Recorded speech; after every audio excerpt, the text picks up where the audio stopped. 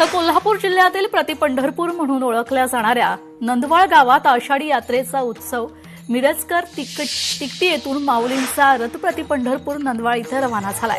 निवृत्त चौकात मेंढ्यांचं गोल रिंगण पार पडलंय। त्याचा आढावा घेतला आमचे प्रतिनिधी सतेज औंधकर यांनी। पाहूया।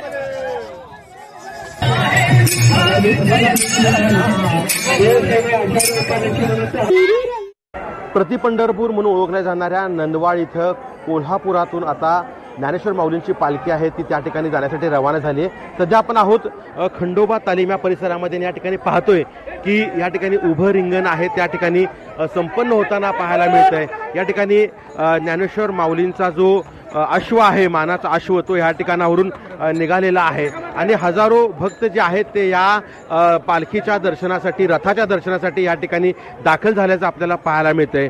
दोन्ही बाजूला जी रांग लागलेली आहे या ठिकाणी हे जे भक्त आहेत ते जमा झालेले आहेत आणि याच ठिकाणी आता उभं रिंगण आहे ते पार पडताना आपल्याला पाहायला मिळणार आहे। खरं तर प्रतिपंढरपूर म्हणून नंदवाळची जगभर ओळख आहे। हजारो नाही तर लाखोंच्या संख्येने भक्त या ठिकाणी दाखल होत असतात आणि याच ठिकाणी आज आषाढी यात्रेचा मोठा सोहळा जो आहे तो पार पडताना आपल्याला पाहायला मिळणार आहे।